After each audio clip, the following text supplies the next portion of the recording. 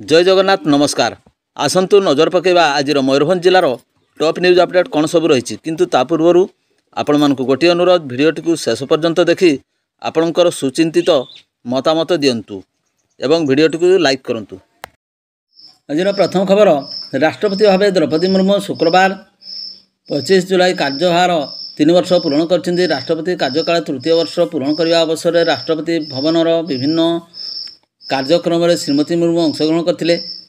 राष्ट्रपति भवन में परिदर्शक सुविधा केन्द्र, हैदराबाद राष्ट्रपति निलयम ठारे निलयम निकुंज, मासब्रारे राष्ट्रपति निवास रे कैफेटेरिया, स्मारकी दुकान, अभ्यर्थना कक्ष, राष्ट्रपति भवनर नवीकरण करा एवं जिम्र उद्घाटन करथिले। राष्ट्रपति भवन सरकारी वेबसाइट एवं 25टी भारतीय भाषा उपलब्ध। यही समस्त प्रयासर शुभारंभ अवसर में राष्ट्रपति तांकर संक्षिप्त वक्तव्य कहते गत 3 वर्ष मध्य अनेक निष्पत्ति नियाଯାଇଛି एवं कार्य कराଯାଇଛି जहाँ नागरिक मानकर राष्ट्रपति भवन सहित अधिक संयोग वृद्धि पाई। समाजर समस्त वर्ग विशेषकर अवहेलित एवं पछुआ वर्ग को देशर विकास यात्रा सहित प्रभावशाली भाव में जोड़ापी आमर सर्वदा प्रयास जारी रही। दिव्यांग मानक पई राष्ट्रपति भवन में अधिक सुगम होइथिबारु से खुशी प्रकाश करथिले। आगामी दिन में विभिन्न नूतन पदक्षेप नियाजिबो बोली से प्रकाश करथिले। परवर्ती खबर, सकाळ प्राय 8टा समय 220 नंबर जातीय राजपथ कुरुलिया निकट में मानसिक भारसाम्य हराइथिबा जड़े महिला को एक पिकअप भ्यान धक्का देथिला। निकटस्थ लोके दौड़ी आसी 108 आम्बुलेंस और करंजिया थाना को खबर देथिले।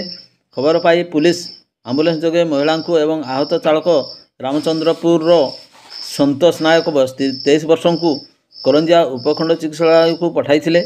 चिकित्सालय रे डाक्तर महिला को मृत घोषणा करथिबा बेले आहत चालकर चिकित्सा जारी रही बोली सूचना मिलछि।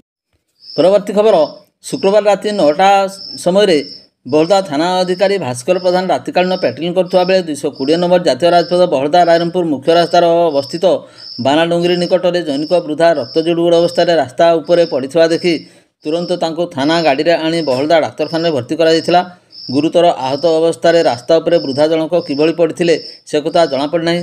तेबे तांको मुंडरे गभीर आघात लागि प्रचुर रक्तस्राव होईछि। गोटिए गोड़ भांगी जाइछि बोली अनुमान करा जाउछि। तेबे उक्त वृद्धांक निकट में पड़िथिबा एक ब्यागरु तांको नाम नागी मुर्मू बयस 70 वर्ष और तांको घर एही थाना अंतर्गत रेडम ग्रामर बोली पुलिस कहिछि। आहतों परिवार को एने खबर दिया जाइछि। गुरुतर आहत वृद्धा को रायरंगपुर स्थानांतरित कर 108 आम्बुलेंस दीर्घ समय धरी उपलब्ध न साधारण में असंतोष प्रकाश पाइथिला। परवर्ती खबर, मोरडा ब्लॉक तथा बड़जामणी फांडी अधीन 12 माइल मोहनपुर मुख्य रास्तार इदर स्थित सुवर्णरेखा केनाल रास्ता पार्श्वरू शुक्रवार भोर समय भालियाडीहा पंचायत डाकई ग्रामर लक्ष्मी मुर्मू नाम पंजीकृत थिबा पाउंसिया रंगर स्कूटी चोरी हो जाइथिबा नै बेतनटी थाना लिखित अभियोग करा जायछि। मिलिथिबा सूचना अनुसार लक्ष्मी दुई भाई भोर समय शौच पाई केनाल पार्श्व स्कूटी को हैंडल लॉक करी जाइथिबा बेले फेरी आसी देखला बेलू गाड़ीटी कुआड़े ओभान हो जाइथिला। बहुत खोजाखोजी करा परे गाड़ीर संधान न मिलबारु शेष में चोरी होइथिबा नै लक्ष्मी थाना रे अभियोग करथिबा जणाइछि। परवर्ती खबर, बहलदा थाना तथा गंभारिया पंचायत अंतर्गत कादुआणी ग्रामर कृषक परेश महंत बयस 59 शुक्रवार अपराह्न निकटवर्ती गंभारिया ग्राम जाहिरा निकट में चाष जमी को चाष काम देखाशुना करने को जाइथिबा बेले वज्रपात होबारु घटनास्थल तांकर मृत्यु घटी। बहलदा पुलिस शव जबत कर व्यवच्छेद पर रायरंगपुर पठाइथिबा सह तदंत जारी रखिछि। मृतक चाषीर परिवार को सरकारी नियम मुताबक प्रशासन पक्ष तुरंत क्षतिपूरण राशि प्रदान पर पदक्षेप नेबाकू साधारण दाबी होछि। परवर्ती खबर, स्थानीय स्वतंत्र भिजिलांस जज पूर्णिमा जेना 2017 मसीहार एक लांच अभियोग मामला को विचार कर तत्कालीन जामदा ब्लॉकर सहकारी गोष्ठी शिक्षा अधिकारी जयमुनि बेहरा को उपयुक्त प्रमाण भाव शुक्रवार दशमुक्त कर जमापड़ी।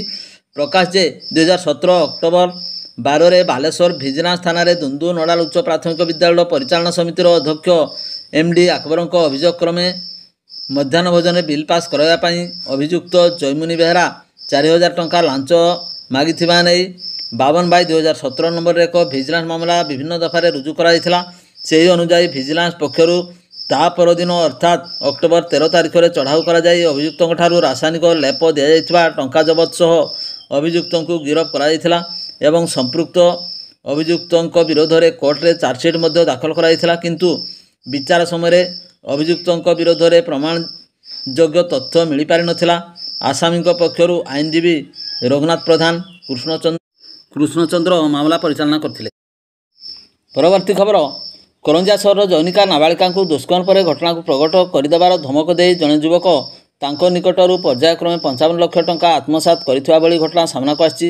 ସହରର ଜୈନିକ ବ୍ୟବସାୟୀଙ୍କ ନାବାଳିକାଙ୍କୁ ୱାର୍ଡ ନମ୍ବର 2 କରଡ଼ିଆ ଅଞ୍ଚଳ ଜୈନିକ ଯୁବକ ଦୁଷ୍କର୍ମ କରିଥିବା ଅଭିଯୋଗ ହୋଇଥିଲା।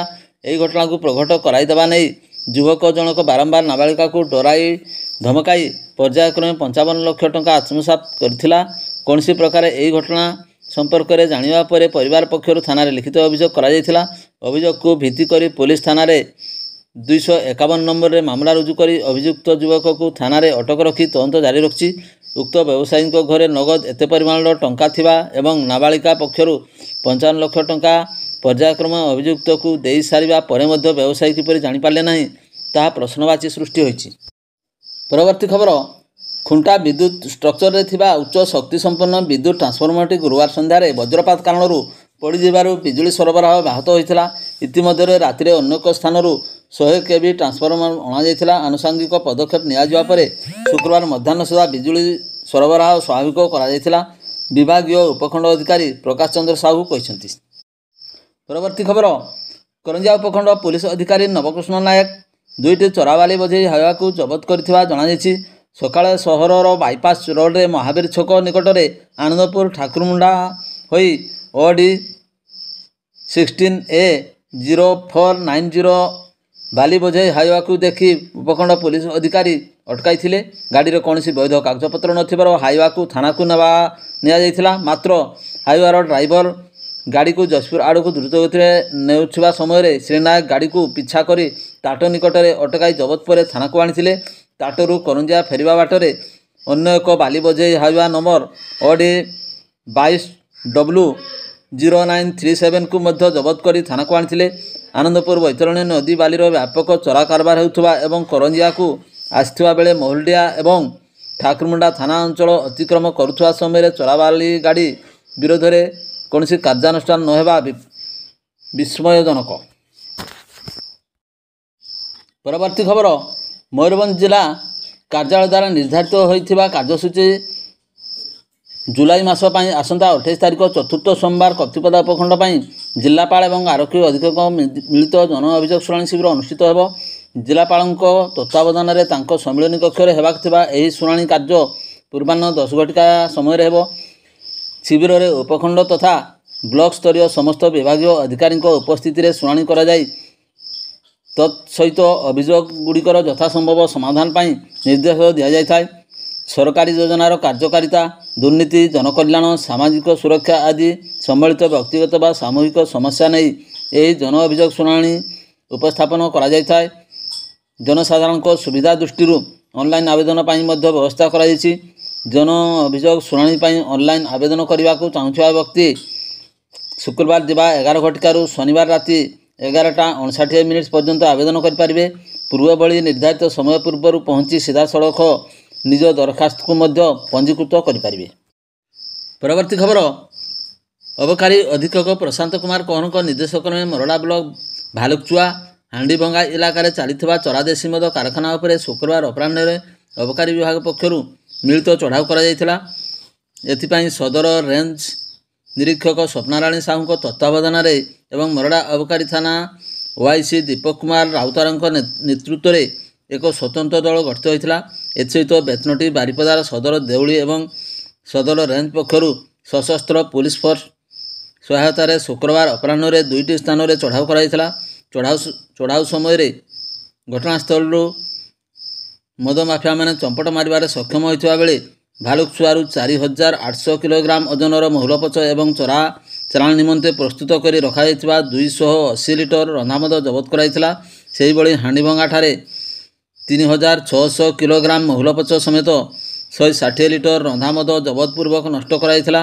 ଏଥିସହିତ ମଦ ପ୍ରସ୍ତୁତିରେ ବ୍ୟବହୃତ ବ୍ୟାପକ ସରଞ୍ଜାମ ଭାଙ୍ଗିରୁଜି ନଷ୍ଟ କରାଯାଇଥିବା ବେଳେ ଘଟଣାସ୍ଥଳରୁ ମଦ ପ୍ରସ୍ତୁତିରେ ବ୍ୟବହୃତ ବିପୁଳ ପରିମାଣର ପ୍ଲାଷ୍ଟିକ୍ ଡ୍ରମ୍, ଆଲୁମିନିୟମ ଡେକ୍ଚି ଆଦି ସରଞ୍ଜାମଗୁଡ଼ିକ ମଧ୍ୟ ଜବତ କରାଯାଇଥିଲା।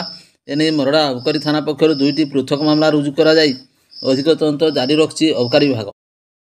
ଭିଡ଼ିଓଟିକୁ ଶେଷ ପର୍ଯ୍ୟନ୍ତ ଦେଖିଥିବାରୁ ଆପଣଙ୍କୁ ଅଶେଷ ଧନ୍ୟବାଦ।